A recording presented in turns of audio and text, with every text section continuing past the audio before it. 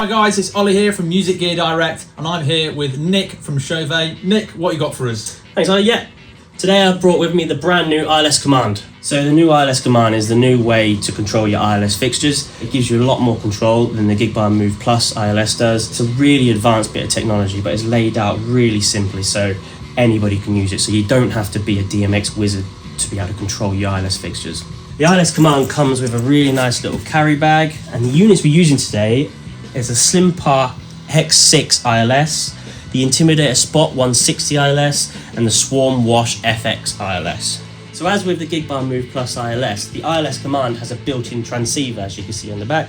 You can use your DMX cables, but the best way to use it, we would always say, is use DeFi USBs. That way you can talk to all your ILS products wirelessly with the built-in USB port on the back. The ILS Command has loads of great features. We're going to go through a couple with you now. We're going to start with what we like to call the master color buttons. So it really is as simple as it sounds. You press the button, the units turn that color. So red,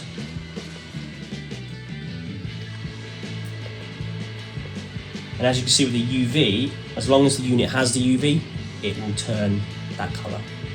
The ILS Command has 4 faders, the first of which controls the speed of the auto program.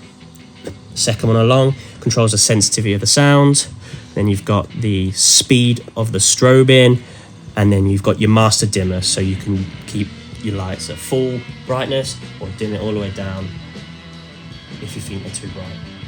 So if we look at this side of the ILS Command, down the left hand side here, you can see that you've got a list of each of the different fixtures in the ILS range. So moving head, par, laser, strobe, derby. If you look across this way, you've got the different effects you can manually override with the ILS Command. For example, you've got your color override. So as it says on the tin, whatever color the button lights up, your moving head will light up. The movement button changes the different movement patterns that your, at the moment, 160s will do. The speed is how fast you want your moving heads to go. You've got a speed from 1 to 10, and which gobo you want it to represent. With the pars, you've got exactly the same thing. You press the color button to change the color. Press the button red to turn it off, which is the same with all of them.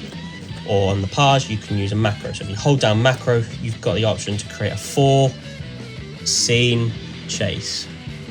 So you can put any color you want here, and once you've set it up, hold down macro again. Then from then on, when you press macro, it will do that chase for you. Laser, in the UK, it's a little bit different because we're a little bit limited by laser.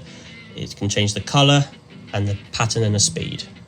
Same with the strobe, speed of the strobe and the pattern that the strobes are doing. When we say strobes, we're talking about the strobes on the Gig Bar or the Kinter FX or the Swarm Wash FX. And derby, so that's the mini Kinter, your Kinter FX, and your swarms again.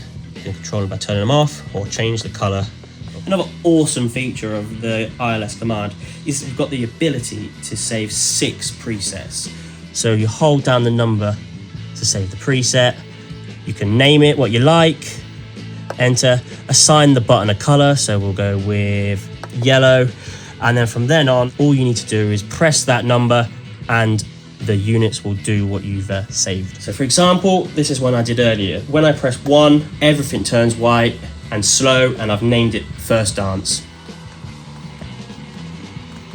So if we move over to this side of the command, you've got your different mode settings. So you've got your auto, your sound, your master strobe. So if you press master strobe, everything will strobe. Blackout, so everything will black out. Freeze, the whole system freezes how it is with the color bright. And then blinder, which turns everything on white as bright as you can. A good thing that they've added in the settings is that when you press master strobe, you've got the option to make it hold down to strobe, or you've got the ability to latch it, so you can just press it and leave it. So up here, you've got a button for follow spot.